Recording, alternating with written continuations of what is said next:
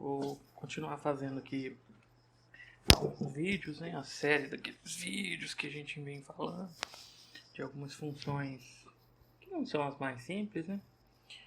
Mas hoje vai ser um vídeo mais tranquilo aqui. Eu vou falar sobre as funções de cálculo de empréstimo, umas funções financeiras do Excel, mas que todo mundo pode usar aí algum dia, né? Então vamos lá. Bom, basicamente eu tenho 5 funções para cálculo desses parâmetros de empréstimo, né? Eu fiz aqui os exemplos para a gente usar as 5 e vou começar com a mais comum, que é a função, não é que é a mais comum, né? É geralmente o que a gente mais usa, que é a função PGTO. Bom, a função PGTO, ela calcula o valor do pagamento, o valor da parcela, com base nos dados que a gente fornece para ela. Fiz aqui um pequeno quadrinho de exemplo. Vamos supor o seguinte, que eu quero financiar 25 mil, né, que seria o meu valor presente, a uma taxa de 3% ao mês, em 48 meses. O valor futuro é que quando você está calculando, quando você vai usar uma outra função, ou quando você quer calcular, por exemplo, de você ir de tal valor até tal valor, você vai ter que informar o valor futuro. No caso do empréstimo, como você vai pagar esse valor até ele zerar, é zero. Bom, a síntese da função é bem simples. A função chama PGTO, né? Eu vou até abrir a caixinha de funções aqui. Igual PGTO. Só para a gente ver. Taxa, né? É a taxa de juro por período. Então, nesse caso, taxa é o B4. O NPR aqui é o número de prestações, os períodos, né? 48. O valor presente é o valor que eu vou financiar, por exemplo, aqui no caso 25 mil. E ela já está me retornando o valor aqui. Eu tenho dois itens aqui que são opcionais, que é o valor futuro, né? Que é o caso aqui, ó. Que é o valor futuro, um saldo em dinheiro que se deseja obter após o último pagamento ter sido efetuado.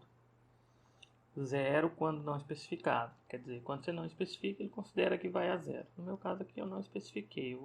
Eu apesar de ter o campo aqui na planilha, mas eu não vou especificar não. E o tipo, que é um valor, né, 0 ou 1, que quando ele é especificado 1, quer dizer que eu pago no início do pagamento, no início do período. E 0 quando é no final do período. Como assim? Na maioria das vezes é 0, né? A gente faz um empréstimo lá e a gente paga 30 dias depois. Então é no fim do período, no fim do primeiro período, né? Depois que passou o primeiro período de meses aqui. E 1 seria se eu pagasse no adiantado, no ato do empréstimo, por exemplo. Mas isso não é muito comum. Vou dar OK aqui. E aí ele me deu um valor, ó. 989, 44, 444, 35. E ele me deu um valor negativo. Por quê? Porque todo pagamento é uma amortização, né? Então ele retorna um pagamento negativo. Certo? Então essa aqui, a PGTO, é a função que calcula o valor da parcela. Mas eu tenho as outras também. Vamos supor, por exemplo, que eu soubesse todos os outros dados, menos quanto que eu financiei. Eu já nem lembro mais, eu estou pagando há um tempo, mas eu queria lembrar quanto que foi. Eu posso pegar aqui o valor presente, posso pôr a taxa, posso pôr o número de períodos, posso pôr quanto que eu pago, eu tenho que escrever em negativo. E as outras duas é opcional, eu não vou colocar. Como eu coloquei o mesmo valor que eu calculei aqui, ele me dá o valor presente de 25, né? É isso? Estão vendo aqui, os que estão em amarelinho são os cálculos. Certo?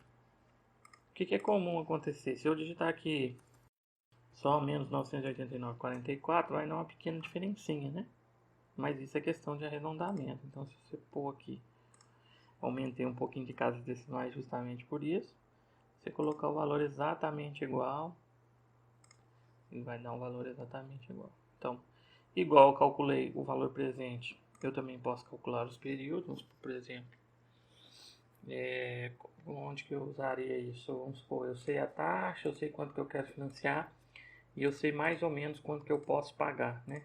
Eu quero pagar mais ou menos, né, até 989 aqui. No caso eu vou pôr o valor exato só para a gente ver que bate, mas eu poderia falar, eu quero pagar uma prestação de mais ou menos 1.000, então em quanto tempo que eu vou ter que financiar? Então eu tenho a função NPR, que é o mesmo nome dos parâmetros. Eu tenho a taxa, eu tenho o pagamento e eu tenho o valor presente, certo? Fecho também, ele já calculou aqui para mim 48.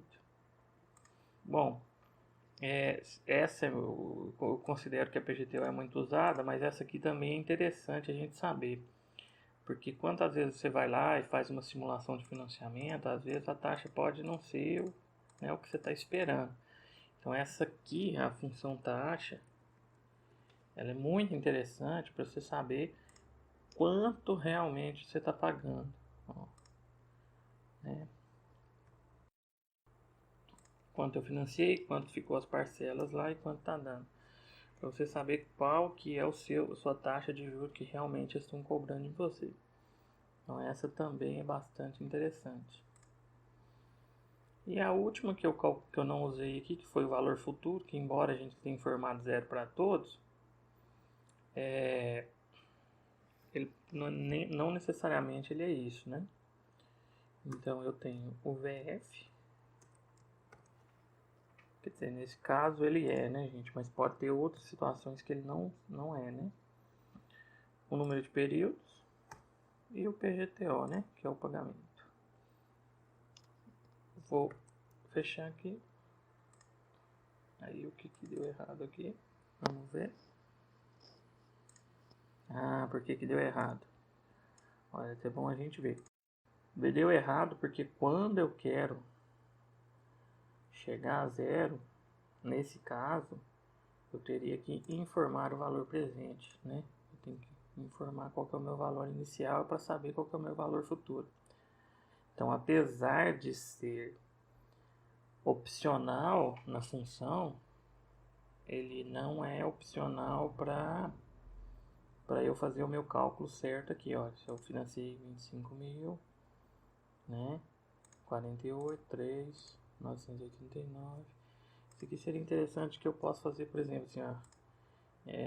Se eu pagar 24, quanto que ainda é o meu saldo? Se eu pagar 36, quanto que ainda é o meu saldo devedor? Se eu pagar 47, quanto que é o meu saldo? Tá vendo? Se eu pagar 45, dá pra você ir vendo, até que você chega em 1. E se eu pôr 0, ele é o próprio valor presente. Então, ó, depois de um pagamento, na verdade, olha lá, vocês podem olhar que eu não paguei quase nada, eu não bati quase nada no principal do saldo. Eu paguei, bem dizer, juros, né? Desculpa o que eu alterei. Ó, no segundo, no terceiro, no quarto, no 12º, no 24º, no 36º, no 45º. Então, até quando eu chegar no último pagamento que vai zerar a minha amortização. Então, essas 5 aí relacionadas a pagamento. Tem muito mais função financeira no Excel, é claro, né? Tem um monte aqui que eu nem sei para que serve. Tem umas aqui que eu nem consigo usar, mas umas que eu acho bastante interessantes são essas aqui. Porque a gente pode sempre usar no dia a dia, né? Quem também está acostumado a usar a calculadora financeira, né? Aquela HP12C, por exemplo, é o mesmo resultado, é o mesmo princípio. Eu até tenho aqui, fiz um cálculo para ver e realmente bate. Então, uso o mesmo critério daquela calculadora. Eu quero só mostrar mais um exemplozinho aqui, que é o seguinte. Eu usei PGTO. Mas vamos supor o seguinte, que eu tô querendo fazer uma poupança e eu tenho um objetivo, né? Eu quero chegar em 50 mil, por exemplo. Quero juntar 50 mil reais para dar entrada numa casa. Só que eu não quero financiar, eu quero juntar o dinheiro. Vou juntar, continuar juntando. E eu sei mais ou menos, ó, eu vou fazer um investimento, por exemplo, poupança, que deve estar dando mais ou menos isso aqui, 6% ao ano. E eu quero saber, para eu juntar esse dinheiro, por exemplo, em 4 anos, quanto que eu vou ter que depositar lá mensalmente.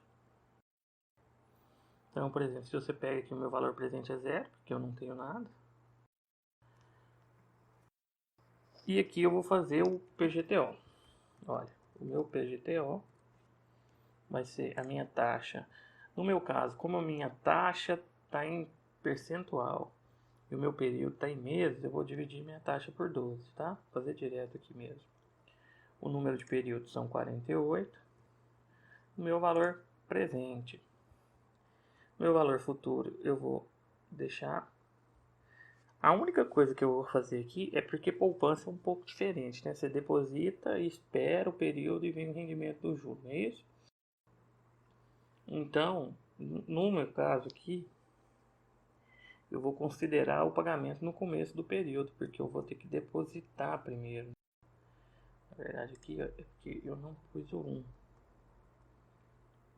Acho que porque valor presente, valor futuro. Por que ele não pegou o valor presente? Ah não, eu tenho que informar o valor futuro, né, gente? Eu tenho que informar em quanto que eu quero chegar. Porque senão não tem como ele calcular. Exatamente. E o tipo é 1. Ele vai me dar aqui que 919,65. Se eu depositar esse valor aqui durante 48 meses, eu vou ter lá no final, com rendimento, um valor de 50 mil. Certo? Bom, mas é isso. As funções financeiras são bem tranquilas. Vou parar por aqui mesmo. Pedir para vocês dar um gostei, se inscrever. E é isso. Até mais.